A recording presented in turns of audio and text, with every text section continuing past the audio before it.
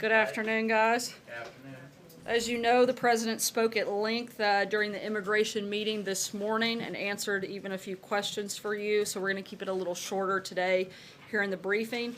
Let me start by saying congratulations to the University of Alabama Crimson Tide, who won the College Football National Championship last night. The President had a great time at the game, and needless to say, that was a finish for the ages.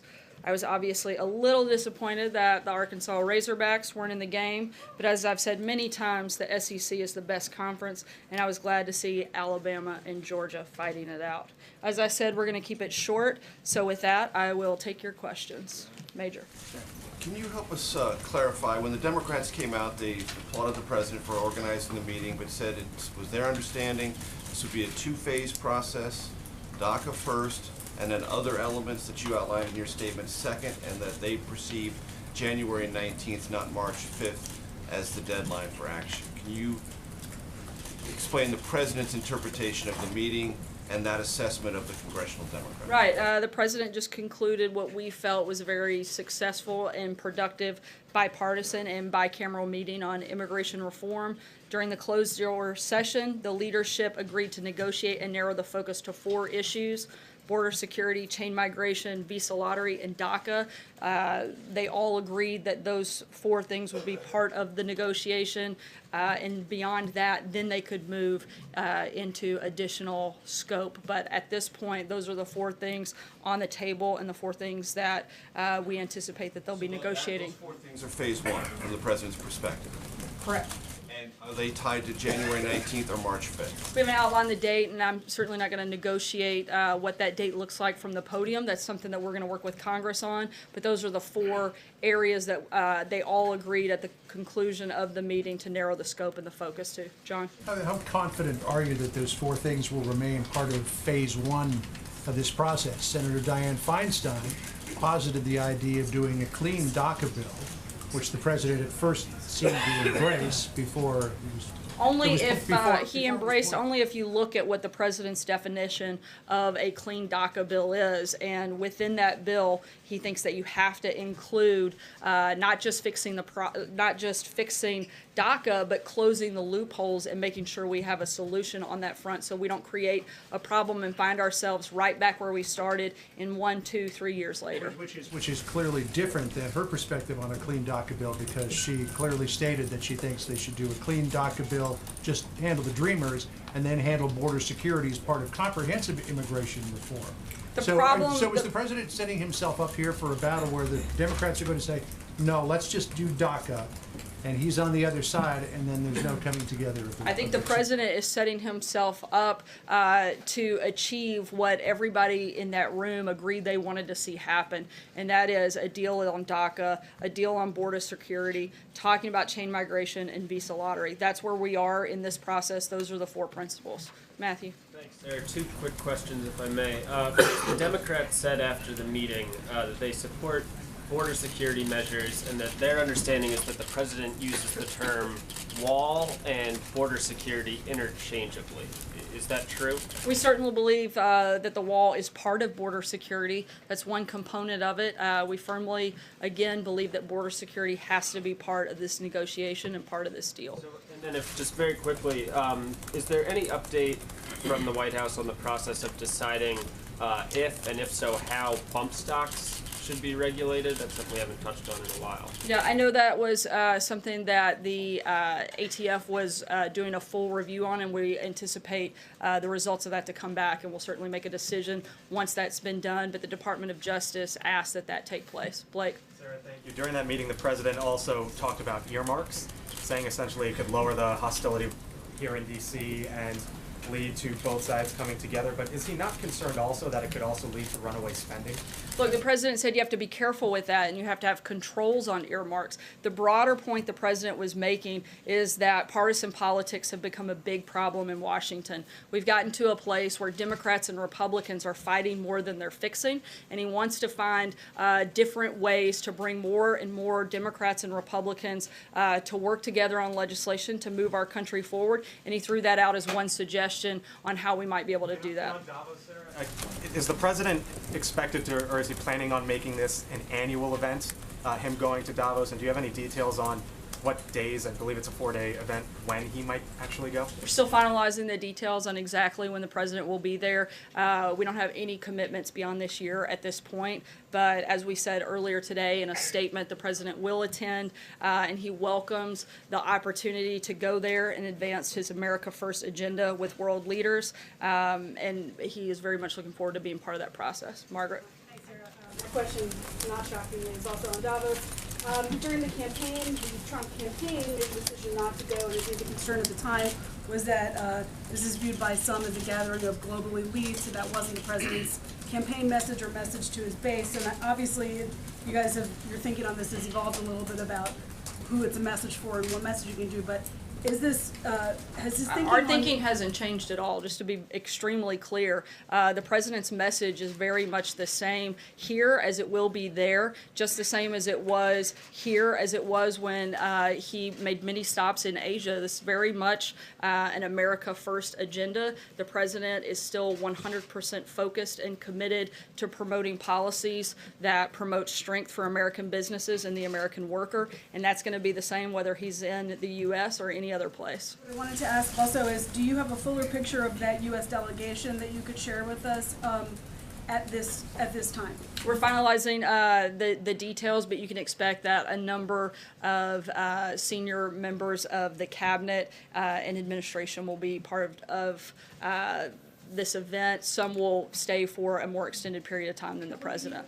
Leaders doing bilats while he's there. Again, we're finalizing the details of the trip. As all those things are locked in, we'll certainly make sure you guys are well aware. Cecilia. Thanks, Sarah. Ivanka Trump praised on Twitter Oprah pretty effusively. She said, "Let's all come together, women and men, say time's up." Is that the message from this White House, the support of this Time's Up movement? Look, I think the message from the White House is obviously that everyone should come together. I think you saw a great example of the president's focus on that and his leadership in that effort by bringing Democrats and Republicans together to talk about a very contentious issue, one that's gone on for years. The debate has never ended in real solutions. We are trying to move that forward, whether it's on immigration or a number of other issues. I think the president's showing his leadership on that front, and we're going to continue to look for ways to bring the country together. Mike. On the campaign of a political outsider, what advice would you give a political outsider like Oprah who seems intrigued about the idea of running? I'm not going to focus on anyone's campaign other than President Trump's re-election. I'm sure if she decides to run, which I think the president states he doesn't feel she will, I'm sure she'll have help with that. Is she qualified? Look, I disagree very much on her policies. Is she a successful individual? Absolutely. But in terms of where she stands on a number of positions, I would find a lot of problems with that. But that'd be something she would have to determine and lay out if she made a decision to run and what that campaign would look like. Michael. Can I ask just a question about phase 2 of the immigration issue as the president laid it out today? So once you get past the DACA debate and some of these other issues, Senator Lindsey Graham seemed to lay on the table the idea of something that Senator Graham supports, which is a comprehensive plan that would include a path to citizenship for all 11 or 12 million, however many you count them, people that are illegally in this country. And the president seemed to respond, let's do it, let's go for it, something along those lines. So are we to then take away that the president is firmly committed to a path to citizenship, to trying to get to a path to citizenship for all 11 million illegal immigrants in the country once phase 2 comes? Right now, our focus is on the 4 things that I laid out. That's where our negotiation is, and that's phase 1. And that's that's our focus and our priority. We're certainly open to talking about a number of other issues when it comes to immigration, but right now, this administration is focused on those 4 things and that negotiation, and not a lot else at this front. Zeke. Thanks, sir. Chief, real quick. Overnight, news came out that the North Koreans will be sending a delegation to the Olympics in South Korea. The White House have any response to that, and will have any impact on American participation in the games? Firstly, and then secondly, first comment on Sheriff Joe Arpaio. Let me start with the first thing. In terms of, it doesn't affect the U.S. participation in the Olympics. The North Korean participation is an opportunity for the regime to see the value of ending its international isolation by denuclearizing. We hope that we can continue to move forward on that front, but certainly doesn't affect our participation. And you anticipate announcing a delegation soon? Yes, we do, and that'll happen probably in the coming days, and we'll make sure, again, we One more keep on- all of you guys certainly in the loop. Arizona Joe Arpaio running for the Senate. The president obviously pardoned him. Was the White House supportive of his candidacy? Does the president plan to campaign for him? As you know, I can't comment on the specifics of any election, voicing support for a candidate in a race like Does that. the president believe it's appropriate for somebody who's been pardoned for a crime to run for? I'm not going to weigh into the details of that race or make comments on something that would affect that front. Stephen? Just to take another stab at Michael's question, can you help us understand the term as the president used it? What does comprehensive immigration reform mean to this White House? Again, our focus, like I told Michael, is those 4 priorities: border security, ending chain migration, ending the visa lottery system, and coming up with a permanent solution to DACA. That's where we're focused, and that's what we're going to be committed to during this negotiation process. As much as the president today seemed to say, okay, let's go on to comprehensive immigration reform the afternoon. As he said, He said- once we get through this process, he said, let's get this deal done, and then we'll take an hour off, and then we'll move on to the next phase of the negotiation. Right now, this administration is focused on those things and making sure we get that deal done, and then we'll move forward from that point. So has the Jessica? president not decided what comprehensive immigration reform means to him?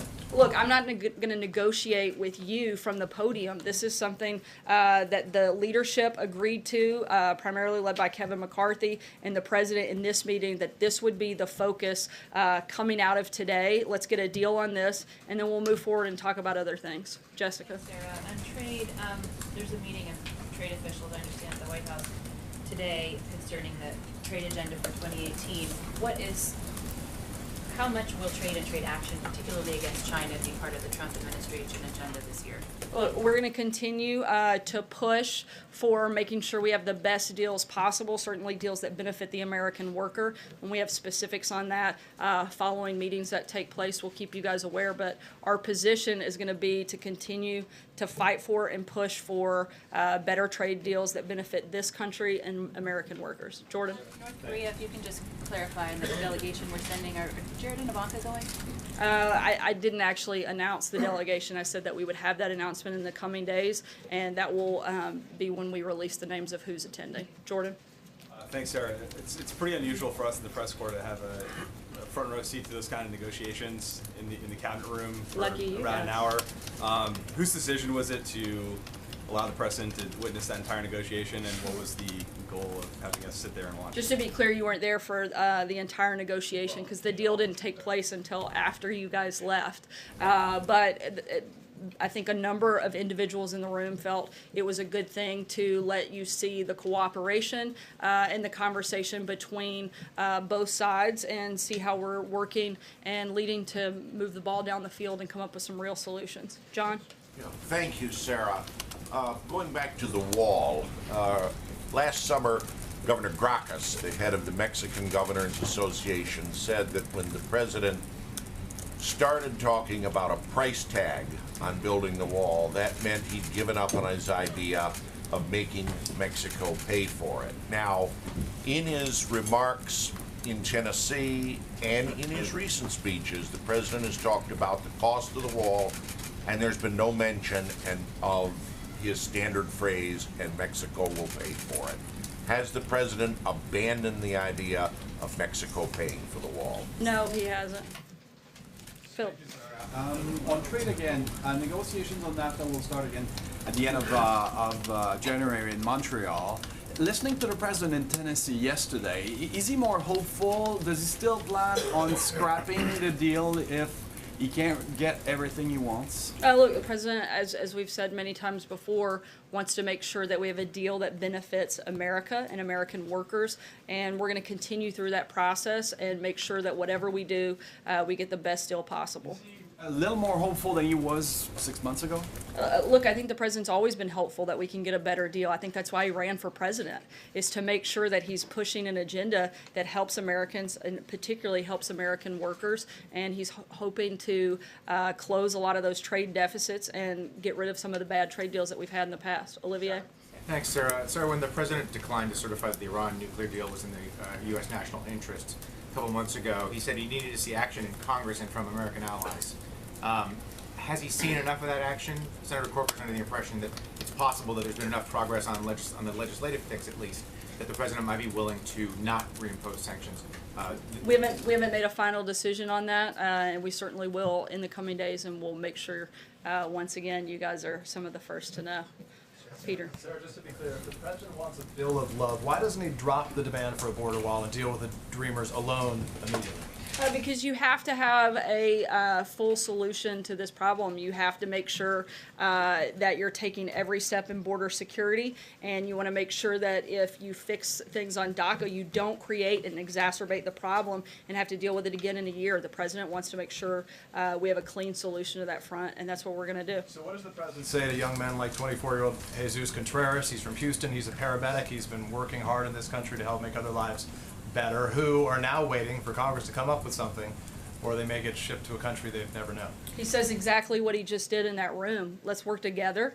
Let's figure this out. I'm leading on this effort and bringing all the members that need to be part of the conversation to the table. And he said he was confident that they would come together and get it done. And so that's what we're going to do. Just a quick one about last night, only because it made I'm going to keep moving because we're going to be short on time. Chris, go ahead. Sarah, over the holidays, the president terminated the tenure of the members of the President's Advisory Council on HIV/AIDS. Does the president want to see those positions refilled in his administration? We're looking at the different options, and we'll keep you posted if we have an announcement on that front. Steve? Is he going to add any stops to the Davos trip, and is he actually going to address the group there? There aren't any plans for additional stops, and we'll keep you posted on all the details of the schedule. Trey? Questions for you. First, does the White House have any reaction to the testimony that was released today by Senator Feinstein's office regarding the Fusion GPS dossier? I haven't had any conversations with anybody specific to that front, so. Follow up on the immigration meetings today. Is the president concerned about the differences that Democrats and Republicans have when it comes to defining phrases like border security? They have a lot of things that they agree on, and that's what we're going to focus on. But again, I'm not going to negotiate with you guys. Look, I've laid out what the principles and the priorities are and what all of the individuals in the meeting today agreed to narrow the scope to, and that's what we're going to continue to push for. Jake? Thank you, Sarah. First of all, on border security, we're hearing a lot about immigration. How big of a role, though, does drug trafficking play right now in vis-a-vis the president and Congress? It's certainly a factor. It's one of the reasons that the president is very committed to border security, wants to stop the influx of drugs coming into this country. But surely it's going to be more than just the wall, because drugs are very easily flung over a wall, right? Correct. Border security is more than just the wall. And about the report that Mueller is expecting to be sitting down with the president in the coming weeks. What do you have to tell us about that? The same thing that we've said many times before, that the White House is not going to comment on communications with the special counsel out of respect for the special counsel and its process, but we're going to continue to be in full cooperation with them. Charlie? Thank you, Sarah. A lot of immigration critics believe that a DACA deal, by its very nature, is considered to be amnesty. Does the White House believe that that is amnesty? No, and we believe that this is an important part of the process, and again, one that we're committed to finding a solution for. Steve? Yes, Sarah. Has President Trump been briefed by President Moon on the negotiations that the South Koreans had with the North Koreans? And what would this White House like to see as the next steps from Pyongyang?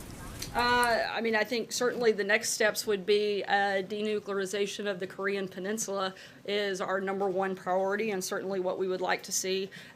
We are in very close contacts with our South Korean allies about these conversations. The president spoke with Moon over the weekend. I don't believe they've spoken since then, but I know officials from our administration have been in touch with officials from the South Korean side. Jim? Just to be crystal clear on this, does the president want a wall in exchange for giving those dreamers protection? The president wants border security, Okay, and just to be clear. okay, so what does border security entail? Does it include the wall at this stage, or could the wall wait until later? The wall is one of the pieces, as well as technology, and a number of other things that have been laid out by the Department of Homeland Security. I believe that Secretary Nielsen spoke about that pretty extensively at the meeting today. That portion was covered by you all during that time frame. The wall has to be part of a deal in order for these dreamers to have protection. Border security does have to be part of this process. I mean, there's a difference, Why we right? want to secure our border, I absolutely do, because the safety and security of the people of this country are the president's #1 responsibility and his #1 priority when it comes to anything that he does. So I understand that, absolutely. but you understand how Andrew? the wall could be different than border security, Sarah. Border security can No, mean actually, I drones, don't, it could Jim. mean agents, it could mean more fencing. It doesn't necessarily mean a physical And that's part of the wall negotiation that we expect Congress to have. But you And understand Democrats are saying that they may not be in favor of this kind of deal, that they're not if going to exchange Democrats a wall aren't in for favor of dreamers. protecting American citizens, then I think we've hit a sad day in American history, but I don't believe that to be the case, because as we heard many of them say as they sat around that table when several of you were in the room, they are committed to border security. They do want it, and most of them have voted for it previously before this legislation hit the floor. So They say anything thanks, but no different thanks is to a just... wall. If they say thanks but no thanks for a wall. Jim, I'm not negotiating with you. I'm going to let Congress take care of that. Andrew? Thanks, Sarah. I just want to go back to the question of Davos. Can you tell us a little bit about how this decision perhaps came about and what influenced it? Was there any, excuse me, was there any parts of it taken into account Xi Jinping's appearance there last year?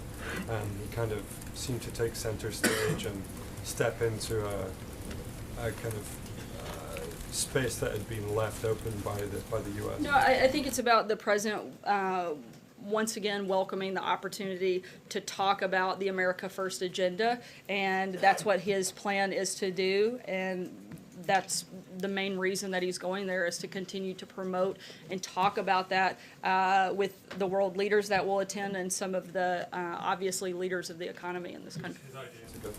Yes. Sarah.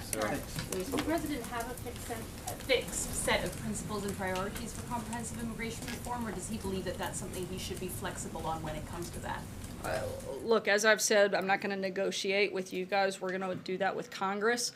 We've laid out what we want right now, and we'll make announcements when we move beyond those 4 priorities that we've laid out. Take one last question. Sarah, the president said on Saturday that Robert Mueller's investigation makes our country look foolish, and he's expressed a similar sentiment a couple times before. But what does he mean specifically about making the country look foolish? I think when we waste the amount of time that we have on something like this, that's been very clear from the beginning that there is absolutely nothing to. If we want to look at places where there may be collusion, I think our administration has outlined where we think any special counsel should be focused, and it's certainly not on this president or the president's campaign. Thanks so much, guys. Can you take one